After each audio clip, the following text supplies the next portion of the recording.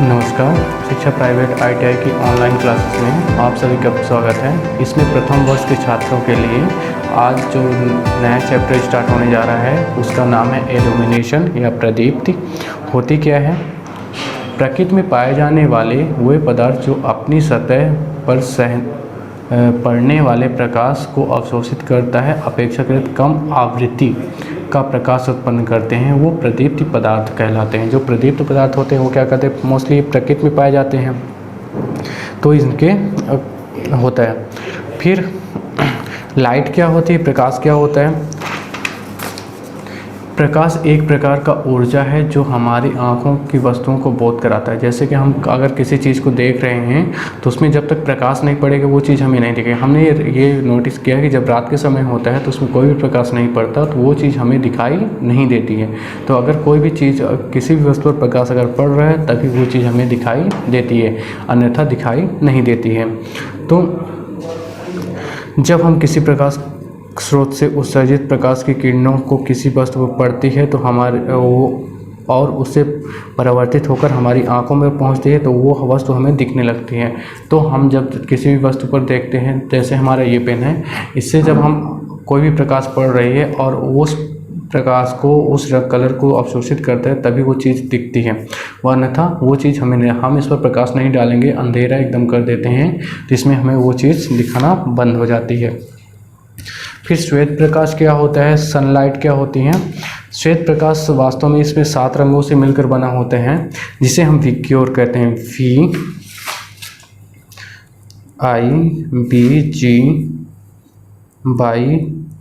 VIBGYOR।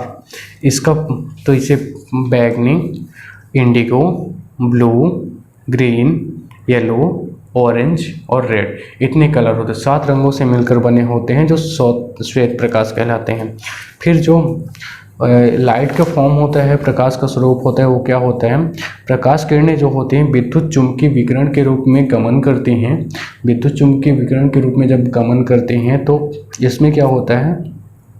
प्रकाश की जो गति होती है, प्रकाश की गति जो होती है, प्रकाश की गति 3 × 8 मीटर पर सेकंड पाई जाती है। ये प्रकाश और ध्वनि की एक चाल होती है। ये ध्वनि की भी चाल है और प्रकाश की चाल इतनी ही होती है। जो तरंग दैर्ध्य होती हैं, वेवलेंथ होती हैं, उनमें क्या होता है? जो तरंग दैर्ध्य होती हैं तो जो इनकी तरंग दैर्ध्य होती है ये 380 × 10⁻⁹ से लेकर 760 × 10⁻�9 मीटर तक होती हैं। अब इनके कलर के अकॉर्डिंग जो तरंग दैर्ध्य होती हैं वो अलग अलग होती हैं। जैसे लाल रंग की तरंग दैर्ध्य जो होती है और बैगनी रंग के, लाल रंग की तरंग दैर्ध्य सबसे अधिक होती है, बैंगनी रंग की तरंग दैर्ध्य सबसे कम होती है। तो प्रकाश किरणों में उपस्थित विभिन्न रंगों के विद्युत चुम्बकीय विकिरण में से बैंगनी प्रकाश की तरंग दैर्ध्य सबसे कम होती है, अर्थात बैंगनी की 380 × 10⁻⁻ मीटर से लेकर 435 × 10⁹ मीटर तक होती है। तो इसे यूवी रेसेस भी कहा जाता है, मतलब अल्ट्रावायलेट, परावैंगनिक किरणें भी कहा जाता है। जिसके विपरीत लाल रंग की किरणें जो होती हैं उनका जो तरंग दैर्ध्य होता है 625 × 10⁹ और 10⁹ से लेकर इनकी तरंग दैर्ध्य 740 × 10⁻⁹ मीटर के बीच में होती हैं। इन तरंग दैर्ध्य का इंफ्रारेड कहा जाता है। जो बैगनी किरणें होंगी वो अल्ट्रावायलेट रेसेस होती हैं और ये इंफ्रारेड होती हैं, लाल रक्त किरणें। तो ये होता है। इसके अधिकतम तरंग दैर्ध्य रक्त किरणें कहा जाता है। फिर जो ऊष्मीय प्रकार के विकिरण होते हैं वो कैसे काम करते हैं? इनमें कोई भी प्रकार का ऊष्मक तंतु जब 900 डिग्री सेल्सियस से तापमान पर हो जाता है, जब 900 डिग्री सेल्सियस तापमान हो जाएगा हीटिंग एलिमेंट का, तो उसमें से एक यूवी रेसेस निकलने लगती हैं, परावैंगनिक किरणें निकलती हैं, उत्सर्जित करने लगता है। जब 900 डिग्री पूर्व गर्म होने केवल ऊष्मीय किरणें उत्सर्जित करता है। तो अब इसमें जो ऊष्मक तंत्र में प्रयुक्त हुआ है उसका पदार्थ जो होता है इसका गलनांक पॉइंट उच्च होता है और गलनांक पॉइंट उच्च रखा जाता है। अब एल्यूमिनेशन होता क्या है, कैसे काम करता है देखते हैं। प्रकाशित तल से कोई भी क्षेत्र के तल पर पड़ने वाली लंबवत दिशा में पड़ने वाला प्रकाश की मात्रा उसकी प्रदीप्ति कहलाती है। मतलब ये हमारा एक सरफेस है, इसमें कि हमारी जो प्रकाश पड़ रही है वो कितनी मात्रा में पड़ रही है ये कहलाती है। ये हमारा तल हो गया, ये प्रकाश की किरणें हो गई, कुल मात्रा जो टोटल मात्रा होगी वो कहलाती है प्रदीप्ति। इसका फार्मूला जो होता है E=F/A, जहाँ ये फ्लक्स F जो होता है प्रदीप्ति फ्लक्स होता है, A एरिया होता है और E प्रदीप्ति होती है। यहाँ पास जहाँ प्रदीप्ति है लक्स में और प्रदीप्ति फ्लक्स होता है ल्यूमन में और क्षेत्रफल होता है वर्ग मीटर में।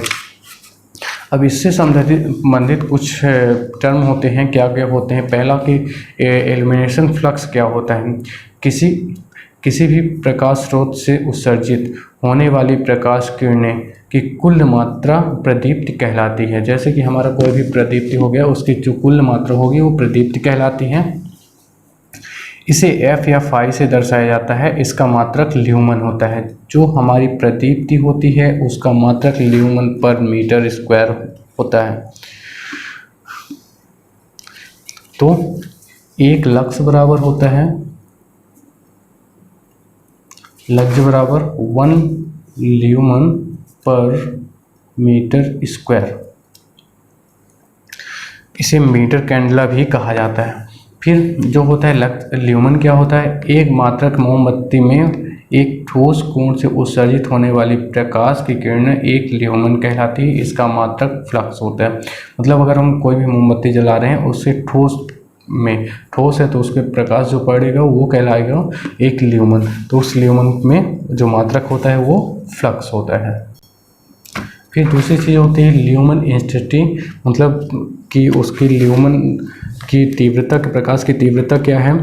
किसी भी प्रकाश स्रोत से किसी भी विशेष दिशा में प्रति ठोस कोण में उत्सर्जित होने वाला प्रदीप्तिपुंज उस प्रकाश स्रोत की प्रदीप्ति तीव्रता कहलाता है। इसे I से प्रदर्शित करते हैं। इसका मात्रक कैंडेला होता है। एक कैंडेला बराबर ल्यूमन पर स्टेरेडियम होता है। फिर सॉलिड एंगल क्या होता है, किसी भी खोखले गोले के इकाई क्षेत्रफल पे वक्र तल से उसके केंद्र पर बना आयतनात्मक कोण ठोस कोण कहलाता है। इसे ओमेगा से दर्शाया जाता है। एक ठोस कोण में गोले का जो फार्मूला होता है, गोले का वक्र तल का क्षेत्रफल बटे गोले का अर्धव्यास। तो हमारा एरिया होता है, फिर पाई स्क्वायर होता है। तो वक्र एरिया का क्षेत्रफल का फॉर्मूला पाई आर स्क्वायर होता है, आर स्क्वायर का 4 पाई। फिर कैंडेला क्या होता है, एक कैंडेला प्रदीप्त तीव्रता का इकाई मात्रक होता है। इसके चारों ओर 4 पाई ल्यूमन फ्लक्स प्राप्त होता है। फिर कैंडेला पावर क्या होती है, प्रदीप्त फ्लक्स को मापने के लिए एक अन्य इकाई का प्रयोग करते हैं जिसे कैंडेला पावर कहते हैं। एक सीपी बराबर ल्यूमन पर स्टेरेडियम होता है। एक सीपी बराबर इतने वॉट का मानक बल में एनर्जी होता है, 0.0202 होता है। फिर अब ये होता है, इसके अकॉर्डिंग हम क्या देखते हैं, औसत क्षैतिज कैंडेला शक्ति मीन्स हॉरिजॉन्टल कैंडेला पावर जो होती है ल्यूमन फ्लक्स बटे 4 रेडियन होती हैं। MSP होता है, मीन्स इस सरफेस कैंडेला पावर जो होती है संपूर्ण फ्लक्स बटे 4 पाई होता है। फिर तीसरी चीज़ होती है MHSCP जो होता है मीन्स हॉरिजॉन्टल सरफेशियल कैंडेला पावर जो होती है अर्धगोले में उत्पन्न फ्लक्स बटे 4 पाई होता है। अब देखते हैं ल्यूमन इफिशियंसी कैसे निकालते हैं। क्या होता है, किसी भी वैद्युतिक प्रकाश स्रोत से उत्पन्न होने वाला प्रकाश की कुल मात्रा तथा उसमें प्रदान की गई विद्युत शक्ति का अनुपात ही उसकी दक्षता कहलाती है। मतलब जो फ्लक्स होगा, आउटपुट का फ्लक्स और इनपुट की पावर, वो दोनों का अनुपात ही कहलाएगा दक्षता। इसे इस तरह सिंबल से डिनोट करते हैं, आउटपुट फ्लक्स बटे इनपुट फ्लक्स। तो ये ल्यूमन में होती है, वॉट में होगा, इसका मात्रा ल्यूमन पर वॉट होता है। फिर अवशोषण गुणांक होता है, जब प्रकाश किरणें किसी माध्यम से होकर गुजरती हैं तो उस तल में किसी तल से परावर्तित होकर कुछ प्रकाश के कुछ माध्यम या तरल द्वारा अवशोषित कर ली जाती हैं। उस प्रक्रिया को प्रकाश अवशोषण कहते हैं। उस तल का माध्यम द्वारा अवशोषित प्रकाश एवं आपतित प्रकाश का अनुपात ही अवशोषण गुणांक कहलाता है। तो जो भी प्रकाश होगा वो किसी माध्यम से जाके, जैसे ये हमारा प्रकाश इससे टकरा कर पूरी वापस आई, कुछ चीज़ें अवशोषित हो रही हैं तो वो प्रकाश का अवशोषण गुणांक कहलाएगा। अवशोषित प्रकाश बटे आपतित प्रकाश का अनुपात ही अवशोषण गुणांक कहलाता है। मतलब आयतनात्मक फैक्टर क्या होता है, रिफ्लेक्शन फैक्टर परावर्तन गुणांक क्या होता है, किसी तल के द्वारा परावर्तित प्रकाश एवं उसमें आपतित प्रकाश का अनुपात ही परावर्तन गुणांक। मतलब कोई भी चीज़ आने वाली और जाने वाली, आपतित का मतलब होता है आना, परावर्तित का मतलब होता है रिफ्लेक्ट होना।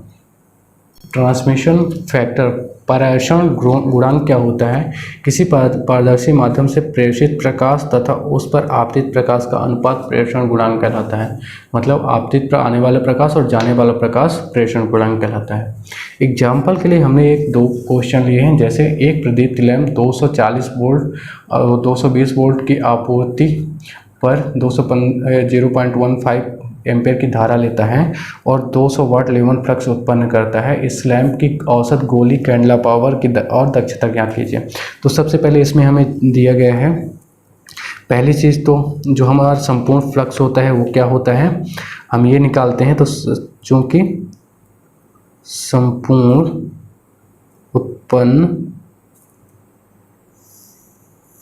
फ्लक्स इक्वल होता है 4 पाई MSCP, main surface candela power जो होती है वो होती है। तो इसमें हम निकाल लेंगे अब क्या होती है। तो इसमें सरफेस पावर के निकालेंगे तो संपूर्ण फ्लक्स जो भी होगा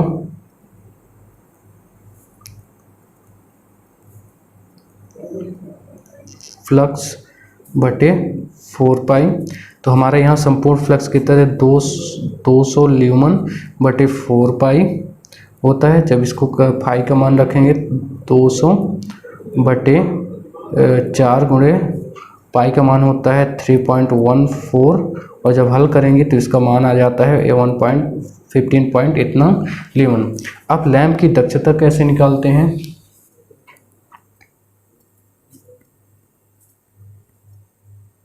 दक्षता इक्वल इफिशिएंसी होती है लैंप द्वारा उत्पन्न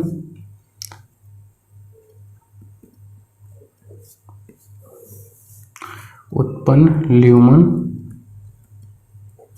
बटे लैंप की शक्ति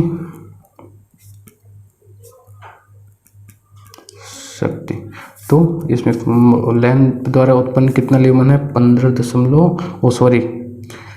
कितना ल्यूमन है उत्पन्न फ्लक्स है 200 और पावर कितनी है 220 गुणे 0.15 है। तो इसको जो हमारा मान आएगा वो 6.606 ल्यूमन पर वाट होती है प्रकाश की दक्षता इसकी जगह। फिर एक दूसरा क्वेश्चन हमने लिया है, एक 100 वाट 230 वोल्ट की गैस फील्ड बल्ब है, इसमें कैंडला पावर इतनी दी गई है और बल्ब की दक्षता ल्यूमन पर वाट में कितनी होनी चाहिए। तो सबसे पहले हमें जो लैंप की दक्षता लैंप द्वारा उत्पन्न करंट मालूम होना चाहिए। तो इसमें हम निकालेंगे, सबसे पहले हमें दिया है MSCP equal 90, candela power CP दिया गया है कितना 100 वाट और बल्ब की दक्षता हमें निकालनी। तो बल्ब की हम निकालेंगे सबसे पहले क्या MSCP इक्वल कुल प्रदीप्ति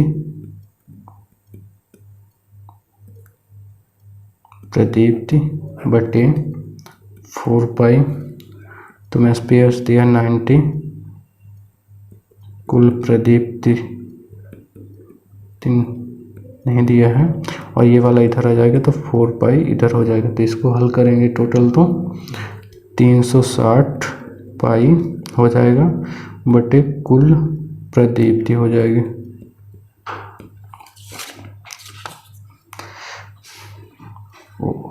फ्लक्स